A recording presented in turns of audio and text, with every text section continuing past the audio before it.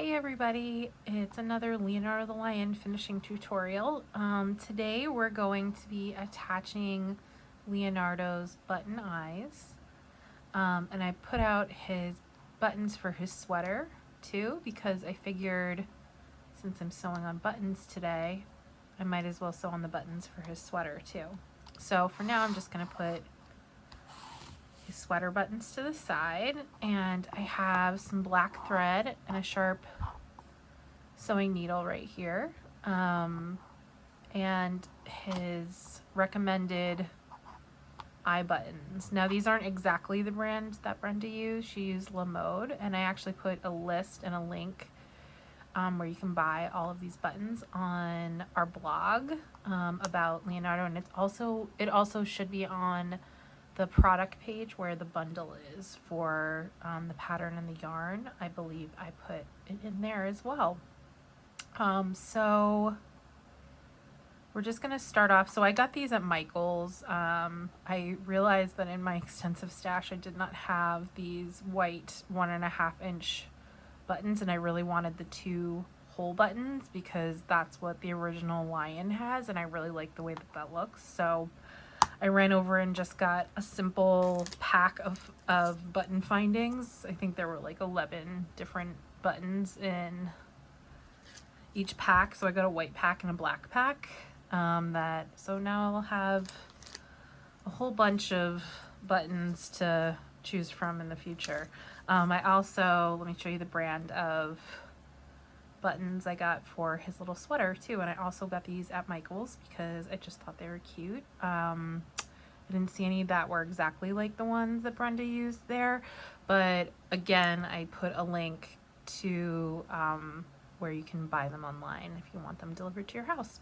Okay, so let's just get started with him.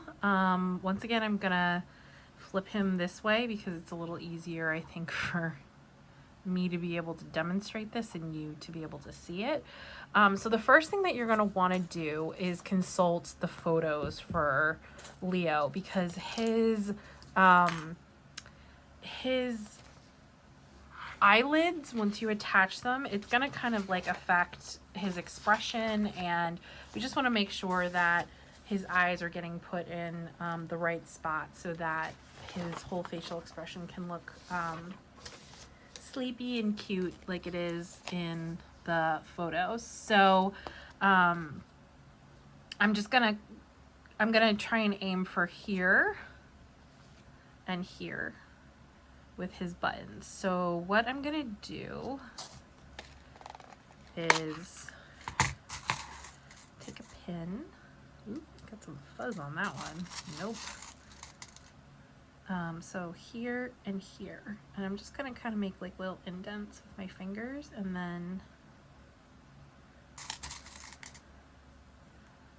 go like this with my pins just to kind of see where. So this center point here where the pins are, that's where I want my buttons to go.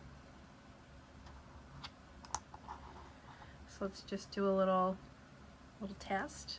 He's gonna look really surprised for a while. I've made one of Brenda's little animals before. I made Liam the llama back when I was still with F&W at Interweave, and I was just so charmed by him. But I just found it super amusing before you sew on his eyelids to any of her animals. They just look really surprised. So I think that's great. We all need a little bit of that right now. So these are, you're going to be stacking your buttons, and you can either choose to have the flat sides show because they're a little bit more matte, or you can have the rounded sides show and they're just a little bit more shiny. They're both pretty matte. I think I want the rounded sides to show just because I think that looks a little bit more lifelike. So what I'm going to do is cut some thread. I'm using black thread, and I'll come back with my first stitches to attach. Okay everybody, I'm back with a threaded needle. So let me just show you what that looks like. I always do a double a folded over strand and then knot it together at the bottom. This is just how my mom taught me how to sew on buttons a million years ago. So this is what I continue to do. So the first thing I'm going to do is just run my thread through the buttonholes here to kind of help them stay together. Yeah, like so. And I always cut a long thread because I like to wrap the thread underneath the button once I'm done kind of with my initial sewing. And I'll show you what that looks like. So I'm just going to go through that spot that I pinned out with my T-pin and then go back up through the hole. On the other side, I'm going to get rid of this T-pin now that I have the button stitched on, the buttons stitched on. And I'm going to hold this end here just to kind of help anchor it to the fabric so it doesn't slide around too much. And this is kind of one of those fussier finishing steps, just because the angle is kind of awkward. But you're just going to go through the fabric underneath and come back out, and then again, I didn't keep this taut. Look at, he's very, very surprised. And then up through, because I just came up through the fabric and then through those buttonholes. There we go.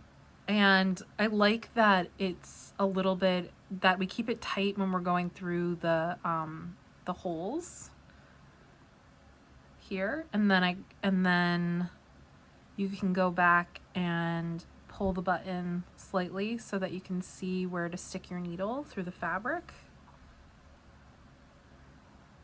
See that? And then I'm gonna go again up through that hole. And this is honestly probably more than enough stitching that I've done, just because this is a kid's toy. It could potentially end up with a child who's old enough to have toys with buttons on them. I'm just gonna do a couple of extra just to ensure that these little guys stay on here for as long as possible, because we know kids love hard on their toys. Of course, if a kid is still at an age where they haven't figured out what not to put in their mouths, please don't use buttons. I'd recommend, instead of buttons, if you still want them to look somewhat like this, to use felt instead.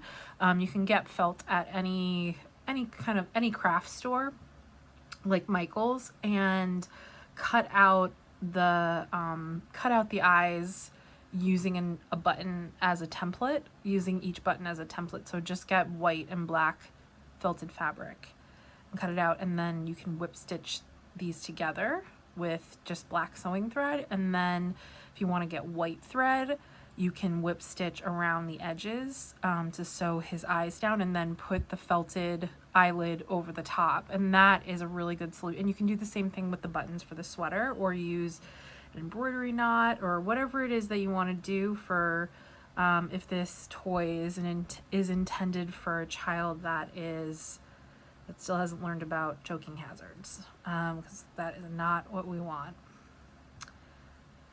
Also, I think the felted eyes plus eyelids would look pretty cute. Soft and safe.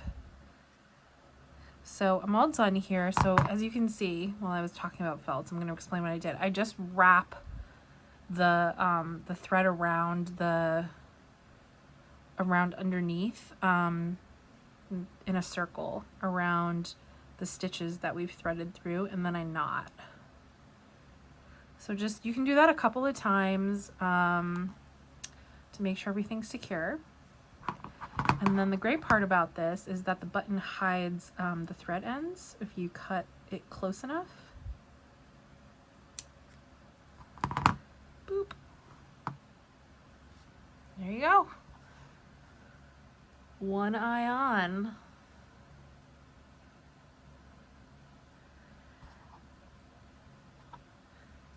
So I always just stick my sewing needle in my spool to keep it in a place where I can always find it, because they like to run away. Okay, so now that I've sewn on that eye, I'm going to go ahead and sew on this eye, and I'll come back and show you what that looks like. Hey guys, I was so silly while I was filming last night that I forgot to show the end result of my buttons, and I went ahead and sewn on the nose this morning without finishing the rest of this awesome video of sewing on his button eyes. So here he is looking extra surprised. And while I was at it, I went ahead and sewed on the buttons for his sweater, which I think look pretty cute. So there those are. And yeah, so stay tuned for the next video where I show you how to sew on his little nose, and I'm just about to sew on his eyelids too. Okay.